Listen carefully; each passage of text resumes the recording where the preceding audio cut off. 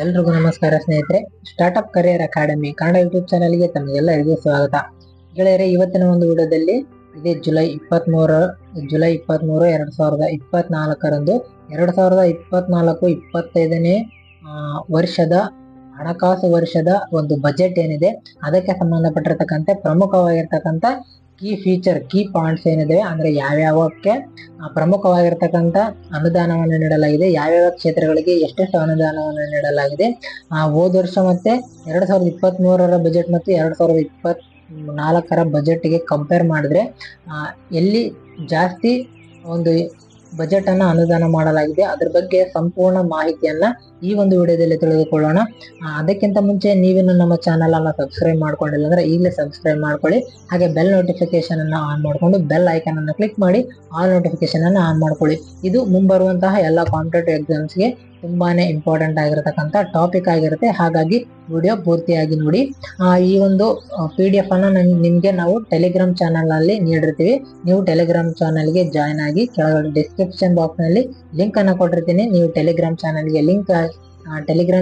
Join ಆಗಿ ಈ ಒಂದು PDF ಅನ್ನ ಡೌನ್ಲೋಡ್ ಮಾಡ್ಕೊಂಡು ನೋಡ್ಕೋಬಹುದಾಗಿದೆ. ಹಾಗಾದ್ರೆ ಬನ್ನಿ, ಇದರಲ್ಲಿ ಏನೇನಿದೆ ಅಂತ ನೋಡೋದಾದ್ರೆ, ಕೀ ಫೀಚರ್ಸ್ ಆಫ್ ಬಜೆಟ್ 2024-25. ಈ ಒಂದು ಬಜೆಟ್ ಅನ್ನ 2024-25ನೇ ಹಣಕಾಸು ವರ್ಷದ ಬಜೆಟ್ ಅನ್ನ ಶ್ರೀಮತಿ ನಿರ್ಮಲಾ ಸೀತಾರಾಮನ್ ಅವರು, ಕೇಂದ್ರ ಹಣಕಾಸು ಸಚಿವರಾಗಿರ್ತಕ್ಕಂಥ ಶ್ರೀಮತಿ ನಿರ್ಮಲಾ ಸೀತಾರಾಮನ್ ಅವರು ಈ ಒಂದು ಬಜೆಟ್ ಅನ್ನ ಮಂಡನೆಯನ್ನ ಮಾಡಿದ್ದಾರೆ. ಇಲ್ಲಿ ನೋಡೋದಾದ್ರೆ, road map for our pursuit of Viksit Bharat, ಈ ಒಂದು ಕಾನ್ಸೆಪ್ಟ್, ಈ ಒಂದು ಬಜೆಟ್ ಅಲ್ಲಿ ವಿಕಸಿತ್ ಭಾರತ್ ಎನ್ನುವಂತಹ ಒಂದು ಹೆಡ್ಲೈನ್, ಒಂದು ಕಾನ್ಸೆಪ್ಟ್ ಒಂದಿಗೆ ಈ ಒಂದು ಬಜೆಟ್ ಅನ್ನ ಮಂಡನೆ ಮಾಡಲಾಗಿದೆ. ಇಲ್ಲಿ ಮೇಜರ್ ಆಗಿ ಫೋಕಸ್ ಆನ್ 4 ಮೇಜರ್ ಒಂದು ಯೋಜನೆಗಳು ಏನಿರ್ತವೆ, ಮೇಜರ್ ಆಗಿರ್ತಕ್ಕಂಥ 4 ಕ್ಷೇತ್ರಗಳಿಗೆ ಈ ಒಂದು ಬಜೆಟ್ ಅನ್ನ ಮೀಸಲಿಡಲಾಗಿದೆ. ಅವು ಯಾವ್ಯಾವ ಅಂತ ನೋಡೋದಾದ್ರೆ, ಅನ್ನದಾತ ಫಾರ್ಮರ್ ಅಂತ ಕರಿತೀವಿ, ಗರೀಬ್ ಪೂರ್, ಮಹಿಳಾಯೇ ವುಮೆನ್ ಹಾಗೂ ಯುವ ಯೂತ್. ಫಾರ್ಮರ್ ಬಡತನ ಅಂದ್ರೆ ವ್ಯವಸಾಯಕ್ಕೆ ಸಂಬಂಧಪಟ್ಟಿರ್ತಕ್ಕಂಥ ವ್ಯವಸಾಯ ಆಗಿರ್ಬೋದು, ಬಡತನ ಆಗಿರ್ಬೋದು, ಮಹಿಳಾ ಅಭಿವೃದ್ಧಿ ಆಗಿರ್ಬೋದು ಮತ್ತು ಯುವಕರ ಅಭಿವೃದ್ಧಿ. ಈ 4 ಕ್ಷೇತ್ರಗಳಿಗೆ ಅಭಿವೃದ್ಧಿಪಡಿಸುವಂತಹ ಒಂದು ನಿಟ್ಟಿನಲ್ಲಿ ಆ ಒಂದು 4 ಕ್ಷೇತ್ರಗಳನ್ನ ಆಧಾರವಾಗಿಟ್ಟುಕೊಂಡು ಈ ಒಂದು ಬಜೆಟ್ ಅನ್ನ ಮಂಡನೆ ಮಾಡಲಾಗಿದೆ. ಬಜೆಟ್ ಥೀಮ್ ಅನ್ನ ನೋಡೋದಾದ್ರೆ, ಎಂಪ್ಲಾಯ್ಮೆಂಟ್ ಇದೆ, ಸ್ಕಿಲ್ಲಿಂಗ್ ಇದೆ, MSME ಇದೆ ಹಾಗೂ ಮಿಡಲ್ ಕ್ಲಾಸ್ ಇದೆ. ಎಂಪ್ಲಾಯ್ಮೆಂಟ್ ಅಂದ್ರೆ ಉದ್ಯೋಗ, ಸ್ಕಿಲ್ಲಿಂಗ್ ಅಂದ್ರೆ ಕೌಶಲ್ಯಾಭಿವೃದ್ಧಿ, MSME ಅಂದ್ರೆ ministry of small middle and micro entrepreneurship ಅಂತ ಅರ್ಥ.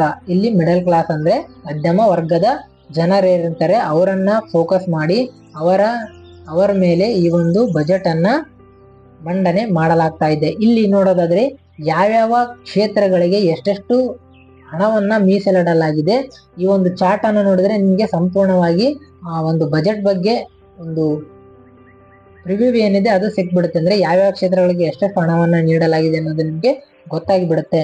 ಇಲ್ಲಿ ನೋಡಿ, ಡಿಫೆನ್ಸ್ ಕ್ಷೇತ್ರಕ್ಕೆ ಅಂದ್ರೆ ರಕ್ಷಣೆ ಕ್ಷೇತ್ರಕ್ಕೆ ಇನ್ನು ಕ್ರೋರ್ಸ್ ಅಂತ ಕೊಟ್ಟಿರುತ್ತೆ, ಅಂದ್ರೆ ಕೋಟಿಗಳಲ್ಲಿ 4,54,773 ಕೋಟಿ ರೂಪಾಯಿಗಳನ್ನ ಈ ಒಂದು ರಕ್ಷಣಾ ಕ್ಷೇತ್ರಕ್ಕೆ ಅನುದಾನವನ್ನು ನೀಡಲಾಗಿದೆ. ಹಾಗೆ ರೂರಲ್ ಡೆವಲಪ್ಮೆಂಟ್, ಗ್ರಾಮೀಣ ಅಭಿವೃದ್ಧಿ ಏನಿದೆ ಅದಕ್ಕೆ 2,65,808 ಕೋಟಿ ರೂಪಾಯಿಗಳನ್ನ ಈ ಒಂದು ಗ್ರಾಮೀಣ ಅಭಿವೃದ್ಧಿ, ರೂರಲ್ ಡೆವಲಪ್ಮೆಂಟ್ ಅಂತ ಏನು ಕರಿತೀವಿ ಅದಕ್ಕೆ ಮೀಸಲಿಡಲಾಗಿದೆ. ಹಾಗೆ ಇಲ್ಲಿ ಅಗ್ರಿಕಲ್ಚರ್ ಅಂಡ್ ಅಲೈಡ್ ಆಕ್ಟಿವಿಟೀಸ್, ವ್ಯವಸಾಯ ಆಗಿರ್ಬೋದು ಮತ್ತು ಅದಕ್ಕೆ ಸಂಬಂಧಪಟ್ಟಿರ್ತಕ್ಕಂಥ ಕಾರ್ಯಗಳೇನಿರ್ತವೆ ಅದಕ್ಕೆ 1,51,851 ಕೋಟಿ ರೂಪಾಯಿಗಳನ್ನ ಮೀಸಲಿಡಲಾಗಿದೆ. ಹಾಗೂ ಹೋಮ್ ಅಫೇರ್ಸ್ ಇದಕ್ಕೆ 1,50,983 ಕೋಟಿ ರೂಪಾಯಿಗಳನ್ನ ಅನುದಾನ ನೀಡಲಾಗಿದೆ. ಹಾಗೆ ಎಜುಕೇಶನ್, ಶಿಕ್ಷಣಕ್ಕೆ ಸಂಬಂಧಪಟ್ಟಂತೆ 1,25,638 ಕೋಟಿ ರೂಪಾಯಿಗಳನ್ನ ಶಿಕ್ಷಣಕ್ಕೆ ಅನುದಾನ ನೀಡಲಾಗಿದೆ. IT ಅಂಡ್ ಟೆಲಿಕಾಂ, ನಿಮಗೆಲ್ಲ ಗೊತ್ತಿರ್ಬೋದು, IT ಅಂಡ್ ಟೆಲಿಕಾಂ ಕ್ಷೇತ್ರ ಏನಿದೆ ಅದಕ್ಕೆ 1,16,342 ಕೋಟಿ ರೂಪಾಯಿಗಳನ್ನ ಲಕ್ಷ ಕೋಟಿ ರೂಪಾಯಿಗಳನ್ನ ಅನುದಾನ ನೀಡಲಾಗ್ತಾ ಇದೆ. ಇಲ್ಲಿ ಹೆಲ್ತ್, ಆರೋಗ್ಯಕ್ಕೆ ಸಂಬಂಧಪಟ್ಟಿರ್ತಕ್ಕಂತೆ 89,287 ಕೋಟಿ ರೂಪಾಯಿಗಳನ್ನ ಅನುದಾನ ನೀಡಲಾಗುತ್ತದೆ. ಹಾಗೆ ಎನರ್ಜಿ, ಇಲ್ಲಿ ಸೋಲಾರ್ ಎನರ್ಜಿ ಆಗಿರ್ಬೋದು, ನ್ಯೂಕ್ಲಿಯರ್ ಎನರ್ಜಿ ಆಗಿರ್ಬೋದು, ಎಲ್ಲಾ ಕ್ಷೇತ್ರಗಳಿಗೂ ಸಂಬಂಧಪಟ್ಟಂತೆ ಒಟ್ಟು 68,769 ಕೋಟಿ ರೂಪಾಯಿಗಳನ್ನ ಮೀಸಲಿಡಲಾಗ್ತಾ ಇದೆ, ಅಂದ್ರೆ ಅನುದಾನವನ್ನು ನೀಡಲಾಗ್ತಾ ಇದೆ. ಸೋಷಿಯಲ್ ವೆಲ್ಫೇರ್, ಸಮಾಜ ಕಲ್ಯಾಣ ಅಂತ ಏನು ಕರಿತೀವಿ, ಅದಕ್ಕೆ 56,501 ಕೋಟಿ ರೂಪಾಯಿಗಳನ್ನ ಅನುದಾನ ನೀಡಲಾಗ್ತಾ ಇದೆ. ಕಾಮರ್ಸ್ ಅಂಡ್ ಇಂಡಸ್ಟ್ರಿ, ವಾಣಿಜ್ಯ ಮತ್ತು ಕೈಗಾರಿಕೆ ಏನಿದೆ, ಇದಕ್ಕೆ ಸಂಬಂಧಪಟ್ಟಿರ್ತಕ್ಕಂತೆ 47,559 ಕೋಟಿ ರೂಪಾಯಿಗಳನ್ನ ಈ ಒಂದು ಕ್ಷೇತ್ರಕ್ಕೆ ಅನುದಾನವನ್ನ ನೀಡಲಾಗುತ್ತದೆ. ಈ ಎಲ್ಲಾ ಕ್ಷೇತ್ರಗಳಿಗೆ ಇಷ್ಟು ಅಮೌಂಟ್ ಅನ್ನ ಈ ಒಂದು ಬಜೆಟ್ ಅಲ್ಲಿ ಅನುದಾನ ನೀಡಲಾಗ್ತಾ ಇದೆ. ಹಾಗೆ ಮುಂದೆ ನೋಡೋದಾದ್ರೆ ಅಲೋಕೇಶನ್ ಟು ಮೇಜರ್ ಸ್ಕೀಮ್ಸ್ ಇನ್ ಕ್ರೋರ್ಸ್ ಅಂತ ಇದೆ. ಇಲ್ಲಿ ಕೆಲವೊಂದಿಷ್ಟು ಯೋಜನೆಗಳು, ಕೆಲವೊಂದಿಷ್ಟು ಸ್ಕೀಮ್ಗಳಿದ್ದಾವೆ. ಅವುಗಳನ್ನ 2023ರ ಬಜೆಟ್ ಮತ್ತೆ 2024ರ ಬಜೆಟ್ಗೆ ಅನುಗುಣವಾಗಿ ಕಂಪೇರ್ ಮಾಡಿ ಈ ಒಂದು ಲಿಸ್ಟ್ ಅನ್ನ ಕೊಡಲಾಗಿದೆ.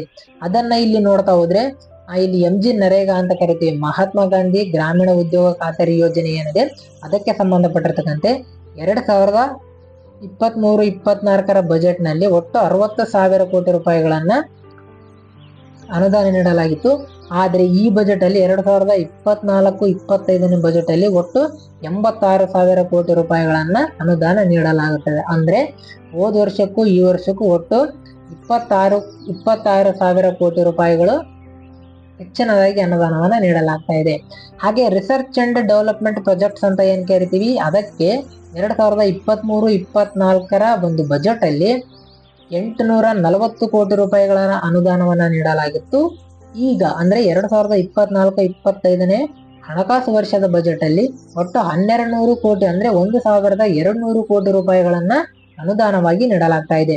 ಇಲ್ಲಿ ನ್ಯೂಕ್ಲಿಯರ್ ಪವರ್ ಪ್ರಾಜೆಕ್ಟ್ ಏನಿದ್ದಾವೆ ಅದಕ್ಕೆ 2023ರ ಬಜೆಟ್ ಅಲ್ಲಿ 442 ಕೋಟಿ ರೂಪಾಯಿಗಳನ್ನ ಅನುದಾನವಾಗಿ ನೀಡಲಾಗಿತ್ತು. ಈಗ ಅಂದ್ರೆ 2024ರ ಬಜೆಟ್ ಅಲ್ಲಿ 2,228 ಕೋಟಿ ರೂಪಾಯಿಗಳನ್ನ ನೀಡಲಾಗ್ತಾ ಇದೆ. ಇಲ್ಲಿ PLI ಫಾರ್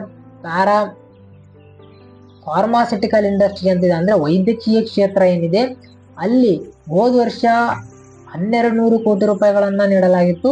ಈಗ 2,143 ಕೋಟಿ ರೂಪಾಯಿಗಳನ್ನ ನೀಡಲಾಗ್ತಾ ಇದೆ. Development of semiconductors and display manufacturing, ಈ ಒಂದು ಗೆಜೆಟ್ಸ್ ಅಂತ ಏನ್ ಕರಿತೀವಿ, ಎಲೆಕ್ಟ್ರಾನಿಕ್ಸ್ ಪ್ರಾಡಕ್ಟ್ಸ್ ಏನಿದಾವೆ ಅದಕ್ಕೆ ಅದರ ಒಂದು ಉತ್ಪಾದನೆಯಲ್ಲಿ ಅದರ ಒಂದು ಅಭಿವೃದ್ಧಿಗೆ 2023ರಲ್ಲಿ ಒಟ್ಟು 3,000 ಕೋಟಿ ರೂಪಾಯಿಗಳನ್ನು ನೀಡಲಾಗಿತ್ತು. ಈಗ ಈ ವರ್ಷದ ಬಜೆಟ್ ಅಲ್ಲಿ 6,903 ಕೋಟಿ ರೂಪಾಯಿಗಳನ್ನ ಮೀಸಲಿಡಲಾಗಿದೆ.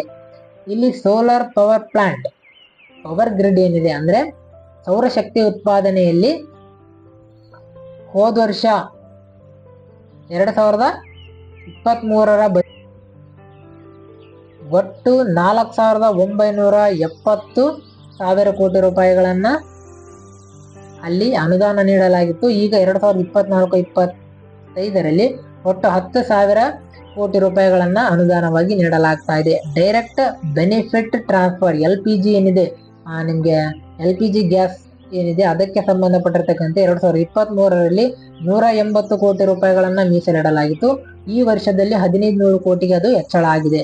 ಹಾಗೆ ಇಲ್ಲಿ lines of credit under idea scheme ಏನಿದೆ, ಒಂದು ಕೌಶಲ್ಯ ಅಭಿವೃದ್ಧಿ ಕ್ರೆಡಿಟ್ ಅಂಡರ್ ಐಡಿಯಾ ಆ ಒಂದು ಕ್ಷೇತ್ರಕ್ಕೆ 2023-24ರಲ್ಲಿ ಒಟ್ಟು 1,300 ಕೋಟಿಗಳನ್ನ ಮೀಸಲಿಡಲಾಗಿತ್ತು. ಈಗ 3,849 ಕೋಟಿ ರೂಪಾಯಿಗಳನ್ನ ಇಲ್ಲಿ ಅನುದಾನವಾಗಿ ನೀಡಲಾಗ್ತಾ ಇದೆ. ಇಲ್ಲಿ ಟ್ಯಾಕ್ಸ್ ಪ್ರಪೋಸಲ್ ಅನ್ನು ನೋಡೋದಾದ್ರೆ ಅಂದ್ರೆ ಇನ್ಕಮ್ ಟ್ಯಾಕ್ಸ್, ಈಗ ಸ್ಯಾಲರೈಸ್ಡ್ ಆಗಿರ್ಬೋದು ಅಥವಾ ಇನ್ಕಮ್ ಟ್ಯಾಕ್ಸ್ ಏನಿದೆ ಅವರಿಗೆ ಯಾರ್ಯಾರು ವರ್ಷಕ್ಕೆ ಎಷ್ಟು ಗಳಿಸ್ತೀರಾ ಅವರಿಗೆ ಅನುದಾನವಾಗಿ ಕೆಲವೊಂದಿಷ್ಟು ಚೇಂಜಸ್ ಅನ್ನ ಮಾಡಲಾಗಿದೆ. ಪೂರ್ತಿಯಾಗಿ ಏನಿಲ್ಲ, ಕೆಲವೊಂದಿಷ್ಟು ಚೇಂಜಸ್ ಗಳನ್ನ ಈ ವರ್ಷ ಮಾಡಲಾಗಿದೆ. ಅದೇನಂತ ಹೈಲೈಟ್ಸ್ ನೋಡೋದಾದ್ರೆ review of income tax act 1961, ಸಿಗ್ನಿಫಿಕೇಶನ್ of charities and TDS, litigation and appeal, deepening the tax base. ಇಲ್ಲಿ sector specific custom duty proposals ಅಂತ ಇದೆ. Comprehensive review of the rate structure for easy of trade, removal of duty, inversion and reduction of disputes ಅಂತ ಇದೆ. ಇಲ್ಲಿ custom ಡ್ಯೂಟಿಯಲ್ಲಿ ಏನೇನು changes ಅನ್ನ ಮಾಡಿದ್ದಾರೆ ಅಂತ ನೋಡೋದಾದ್ರೆ, fully exempt 3 more cancer medicines from custom duties. Okay, ಇದು ಒಳ್ಳೆ ವಿಷಯನೇ. ಕ್ಯಾನ್ಸರ್ ಅಲ್ಲಿ ಬರ್ತಕ್ಕಂಥ 3 ಮೆಡಿಸಿನ್ಸ್ ಏನಿದಾವೆ ಅದ್ರ ಮೇಲೆ ಇರತಕ್ಕಂಥ ಕಸ್ಟಮ್ ಡ್ಯೂಟಿ ಏನಿದೆ ಅದನ್ನ ಎಕ್ಸೆಂಪ್ಟ್ ಅಂದ್ರೆ ತೆಗೆದು ಹಾಕಲಾಗಿದೆ. ಆ ಒಂದು ಕ್ಯಾನ್ಸರ್ಗೆ ಸಂಬಂಧಪಟ್ಟಿರತಕ್ಕಂಥ 3 ಮೆಡಿಸಿನ್ಸ್ ಏನಿದಾವೆ ಅವುಗಳ ಮೇಲಿನ ಸಂಪೂರ್ಣ ಕಸ್ಟಮ್ ಡ್ಯೂಟಿಯನ್ನ ತೆಗೆದು ಹಾಕಲಾಗಿದೆ. ಹಾಗೆ ಇಲ್ಲಿ reduce BCD to 15% on mobile phones and mobile PCBA and charger. Mobile phones, ನಿಮಗೆ ಸ್ಮಾರ್ಟ್ ಫೋನ್ ಏನಿರ್ಬೋದು ಅವು ಆಗಿರ್ಬೋದು, ಅದಕ್ಕೆ ಸಂಬಂಧಪಟ್ಟಿರ್ತಕ್ಕಂಥ ಚಾರ್ಜರ್, ಎಲೆಕ್ಟ್ರಾನಿಕ್ಸ್ ವಸ್ತು ಚಾರ್ಜರ್ ಇನ್ಕ್ಲೂಡಿಂಗ್ ಅದರ ಮೇಲೆ ಇರತಕ್ಕಂಥ 15% ಟ್ಯಾಕ್ಸ್ ಅನ್ನ ಕಡಿಮೆ ಮಾಡಲಾಗಿದೆ. ಹಾಗೆ reduce custom duty on gold and silver to 6% and platinum 6.4%. ನಿಮಗೆ ಚಿನ್ನ ಮತ್ತು ಬೆಳ್ಳಿ ಏನಿದೆ ಅದ್ರ ಮೇಲೆ ಒಟ್ಟು 6% ಕಸ್ಟಮ್ ಡ್ಯೂಟಿಯನ್ನ ಕಡಿಮೆ ಮಾಡಲಾಗಿದೆ ಮತ್ತು ಪ್ಲಾಟಿನಂ ಆಭರಣಗಳ ಮೇಲೆ 6.4% ಕಸ್ಟಮ್ ಡ್ಯೂಟಿಯನ್ನ ಕಡಿಮೆ ಮಾಡಲಾಗಿದೆ. Reduce BCD on shrimp and fish feed to 5%. ನಿಮಗೆ ಮೀನಾಗಿರ್ಬೋದು ಅಥವಾ ಸಮುದ್ರ ಸೀ ಫುಡ್ಸ್ ಏನಿದಾವೆ ಅದ್ರ ಮೇಲೆ ಇರ್ತಕ್ಕಂಥ ಕಸ್ಟಮ್ ಡ್ಯೂಟಿಯನ್ನ 5% ಕಡಿಮೆ ಮಾಡಲಾಗ್ತಾ ಇದೆ. Exempted more capital goods for manufacturing of solar cells and panel. ನಿಮಗೆ ಸೋಲಾರ್ ಸೆಲ್ಸ್ ಮತ್ತೆ ಪ್ಯಾನಲ್ಸ್ ಏನಿದಾವೆ ಅವುಗಳ ಉತ್ಪಾದನೆಯಲ್ಲಿ ಕೆಲವೊಂದಿಷ್ಟು ಎಕ್ಸೆಂಪ್ಟ್ ಅನ್ನ ಮಾಡಲಾಗಿದೆ. Fully exempt custom duties on 25 critical minerals. Selected ಮಾಡಿರ್ತಕ್ಕಂಥ ಆಯ್ಕೆ ಮಾಡಿರ್ತಕ್ಕಂಥ 25 ಕ್ರಿಟಿಕಲ್ ಮಿನರಲ್ಸ್ ಏನಿದೆ ಅವುಗಳ ಮೇಲೆ ಸಂಪೂರ್ಣವಾಗಿರ್ತಕ್ಕಂಥ CD ಅಂದ್ರೆ ಕಸ್ಟಮ್ ಡ್ಯೂಟಿಯನ್ನ ಎಕ್ಸೆಂಪ್ಟ್ ಮಾಡಲಾಗಿದೆ, ಅಂದ್ರೆ ತೆಗೆದು ಹಾಕಲಾಗಿದೆ. ಹಾಗೆ ಇಲ್ಲಿ ಡೈರೆಕ್ಟ್ ಟ್ಯಾಕ್ಸ್ ಪ್ರಪೋಸಲ್, ನಿಮಗೆ ಇನ್ಕಮ್ ಟ್ಯಾಕ್ಸ್ ಏನಿದೆ ಅದ್ರ ಮೇಲೆ ಕೆಲವೊಂದಿಷ್ಟು ಚೇಂಜಸ್ ಅನ್ನ ಮಾಡಲಾಗಿದೆ. ಅಲ್ಲಿ ನೋಡೋದಾದ್ರೆ ಇಲ್ಲಿ ಇಂಪಾರ್ಟೆಂಟ್ ಆಗಿರ್ತಕ್ಕಂಥ short term gains of financial asset attract 20% of tax rate, ಹಾಗೂ long term gains on all financial and non financial assets attract a tax rate of 12%. 5. Increase in the limit of exemption of capital gains on financial assets to 1.5 lakh per year ಅಂತ ಇದೆ. ಇಲ್ಲಿ all classes of investors ಏನಿದ್ದಾರೆ ಅವ್ರ ಮೇಲೆ ಇರ್ತಕ್ಕಂಥ angel tax ಅನ್ನ ಸಂಪೂರ್ಣವಾಗಿ ತೆಗೆದು ಹಾಕಲಾಗಿದೆ. ಹಾಗೆ ಇಲ್ಲಿ ನಿಮಗೆ simplifying the new tax regime ಏನಿದೆ, ಹೊಸದಾಗಿ ನ್ಯೂ ಟ್ಯಾಕ್ಸ್ ರೆಜಿಮ್ ಅನ್ನ ಬಿಡುಗಡೆ ಮಾಡಲಾಗಿದೆ. ಅಂದ್ರೆ 2024-25 ಹಣಕಾಸು ವರ್ಷದಲ್ಲಿ ಈ ಒಂದು ಬಜೆಟ್ ಅಲ್ಲಿ ಈ ಒಂದು ನ್ಯೂ ಟ್ಯಾಕ್ಸ್ ಪಾಲಿಸಿ ಏನಿದೆ ಅದನ್ನ ಬಿಡುಗಡೆ ಮಾಡಲಾಗಿದೆ. ಅದರ ಪ್ರಕಾರ ಇಲ್ಲಿ ನೋಡೋದಾದ್ರೆ 0 ಇಂದ 3 ಲಕ್ಷದವರೆಗೆ ವಾರ್ಷಿಕ ಆದಾಯ ಏನಿರುತ್ತೆ, ಅಂದ್ರೆ ಒಂದು ವರ್ಷಕ್ಕೆ ನೀವು ಏನಾದ್ರೂ 3 ಲಕ್ಷದವರೆಗೆ ಆದಾಯವನ್ನ ಗಳಿಸ್ತಾ ಇದ್ರೆ ನೀವು ಯಾವುದೇ ರೀತಿಯಾದ ಇನ್ಕಮ್ ಟ್ಯಾಕ್ಸ್ ಅನ್ನ ಕಟ್ಟೋ ಹಾಗಿಲ್ಲ, ನಿಮ್ಗೆ ಪೂರ್ತಿಯಾಗಿ ಫ್ರೀ ಇರುತ್ತೆ.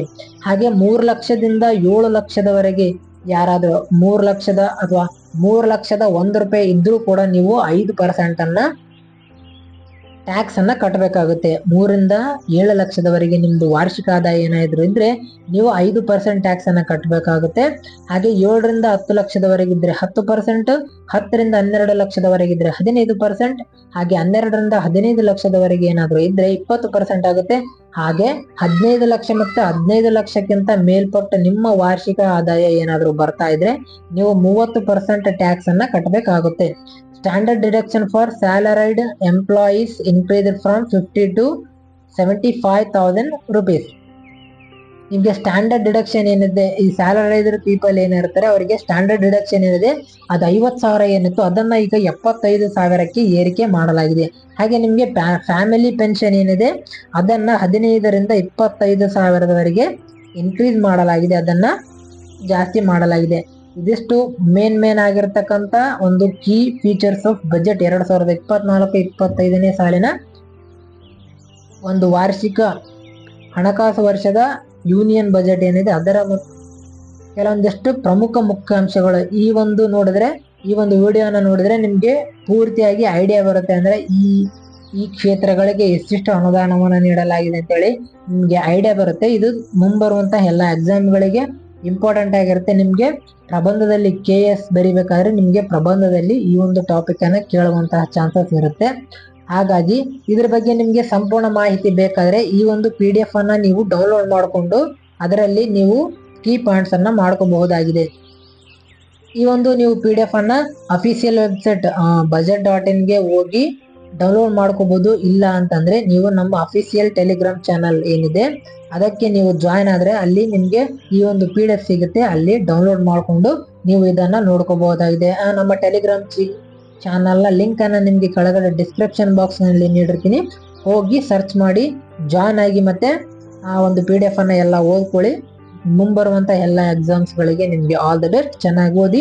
ನಮ್ಮ ಚಾನಲ್ ಅನ್ನ ಸಬ್ಸ್ಕ್ರೈಬ್ ಮಾಡ್ಕೊಳ್ಳಿ. ಹಾಗೆ ಈ ಒಂದು ವಿಡಿಯೋದ ಲಿಂಕ್ ಅನ್ನ ನಿಮ್ಮ ಎಲ್ಲಾ ಸ್ನೇಹಿತರಿಗೂ ಶೇರ್ ಮಾಡಿ. ಏನಾದರೂ ಡೌಟ್ಸ್ ಇದ್ರೆ ಕಮೆಂಟ್ ಮಾಡಿ ಹಾಗೂ ನಮ್ಮ ವಿಡಿಯೋವನ್ನ ಲೈಕ್ ಮಾಡಿ ಸಪೋರ್ಟ್ ಮಾಡಿ. ಧನ್ಯವಾದಗಳು.